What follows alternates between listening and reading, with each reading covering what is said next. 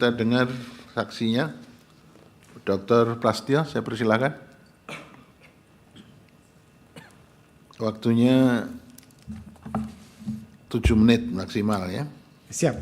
Assalamualaikum warahmatullahi wabarakatuh. Waalaikumsalam. Yang saya hormati Yang Mulia Ketua dan anggota Majelis Hakim Mahkamah Konstitusi, yang terhormat Kuasa Presiden dan DPR, dan yang terhormat pemohon dan kuasa hukumnya.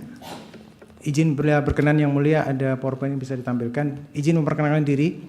Saya Dr. Prasetyo Edi, spesialis bedah jantung pembuluh darah konsultan, Fiat CPS SAMH,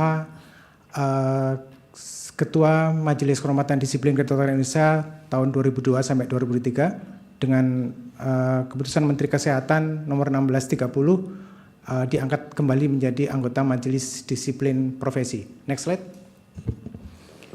Next slide. Oke. Jadi tugas MDP itu adalah melaksanakan pelaksanaan disiplin penegakan disiplin tenaga medis dan tenaga kesehatan yang berbeda dibandingkan dengan MKDKI pada zaman dahulu. Oke. Jadi kalau MKDKI adalah dokter Sebentar, dan dokter gigi. break sebentar. Ya. Terima kasih atas kunjungannya Yang Mulia Masaki Oka dan Sekretaris Pertama Kedutaan Besar Jepang di Indonesia. Silahkan. Terima kasih atas kunjungannya. Terima kasih Yang Mulia. Dalam kesempatan ini saya akan menyampaikan dua hal. Yang pertama adalah mekanisme dan tata kerja MDP dalam proses permohonan rekomendasi dan jumlah permohonan rekomendasi. Bahwa Majelis Disiplin Profesi dibentuk berdasarkan pasal 304 Undang-Undang 17 tahun 2023 dan pasal 712 PP nomor 28 tahun 2024 untuk menegakkan disiplin profesi tenaga medis dan tenaga kesehatan. Bahwa berdasarkan pasal 308 Undang-Undang 17 tahun 2023 tentang kesehatan, tenaga medis dan tenaga kesehatan yang diduga melakukan perbuatan yang melanggar hukum dalam pelaksanaan pelayanan kesehatan dapat dikenai sanksi pidana dan perdata, terlebih dahulu harus dimintakan rekomendasi. Dalam pemberian rekomendasi oleh MDP atas pemerintahan penyidik dalam perkara pidana atau tenaga medis, tenaga kesehatan dalam perkara perdata, Ketua MDP membentuk tim pemeriksa rekomendasi. Ketua tim pemeriksa rekomendasi melakukan pemeriksaan atas penilaian kesesuaian terhadap praktek keprofesian tenaga medis dan tenaga kesehatan apakah telah sesuai dengan standar profesi, standar pelayanan, dan standar prosedur operasional. Tim pemeriksa rekomendasi melakukan pemeriksaan terhadap tenaga medis dan tenaga kesehatan, pasien, saksi, dan ahli, dan atau dokumen termasuk rekam medis. Tim pemeriksa rekomendasi dalam melakukan pemeriksaan terlebih dahulu melakukan pemeriksaan dokumen, rekam medis, dan standar pelayanan, standar profesi, dan standar operasional yang digunakan dalam melakukan praktek keprofesian di kantor MDP yang dilanjutkan dengan pemeriksaan di lapangan. Pemeriksaan di lapangan, tim pemeriksa melakukan pemeriksaan terhadap terlapor, saksi, dan pelapor. Tim pemeriksa selanjutnya melakukan pemeriksaan terhadap ahli terkait. Selanjutnya tim pemeriksa melaporkan hasil pemeriksaannya dalam rapat pleno MDP serta melakukan pengambilan putusan untuk memberikan rekomendasi secara musyawarah mufakat. Next slide.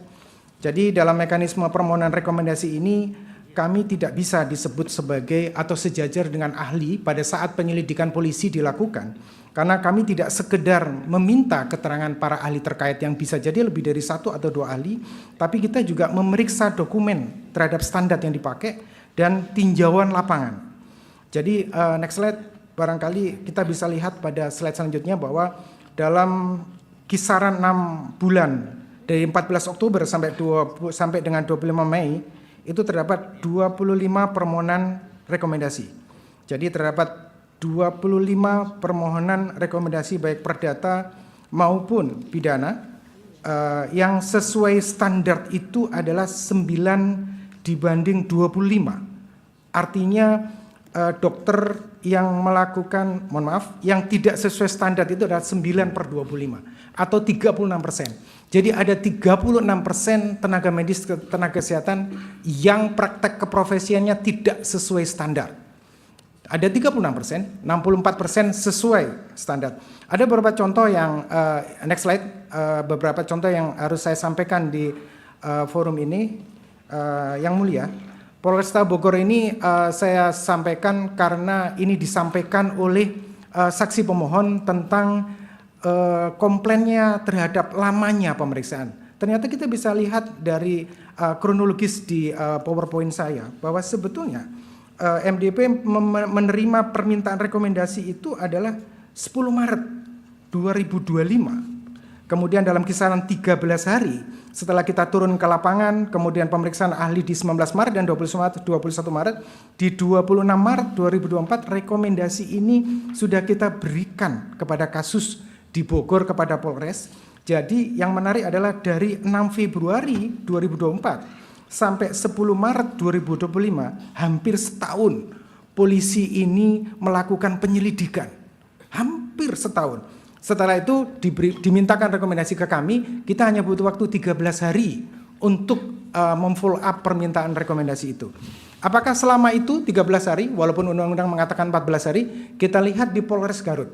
Polres Garut ini kita hanya butuh waktu 2 kali 24 jam untuk kita turun ke Garut untuk memberikan rekomendasi terhadap tenaga medis yang melakukan pelecehan seksual, seorang dokter spesialis Obgyn. Hanya waktu 2 hari saja kita lakukan. Jadi ini menarik pada Polres Garut, selain waktunya yang luar biasa kita berikan hanya 2 kali 24 jam. Yang menarik adalah walaupun polisi mempunyai kaidah Undang-Undang 12 tahun 2022 tentang tindak pelecehan kekerasan seksual, tapi tetap Polres Garut meminta rekomendasi kita. Karena apa? Karena ini berkenaan dengan tenaga medis yang menjalankan praktek keprofesian di sebuah Fasiankes. Yang menarik adalah Polda Bangka Belitung. Jadi Polda Bangka Belitung itu memintakan rekomendasi itu di 19 Februari, kita jawab dalam waktu 14 hari di tanggal 10 Maret. Tetapi yang menarik daripada permintaan rekomendasi Bangka Belitung ini adalah polisi baru 2 hari melakukan penyelidikan. Mereka sudah minta rekomendasi kami.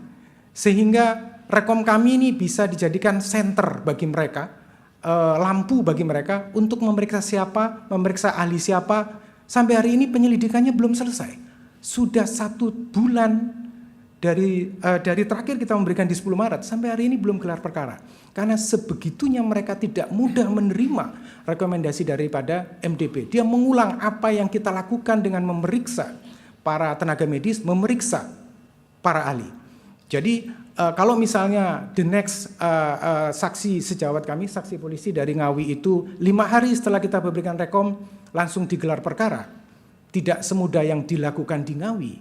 Tetapi contoh di Bangka Belitung mereka lama untuk bisa menerima hasil rekomendasi kami.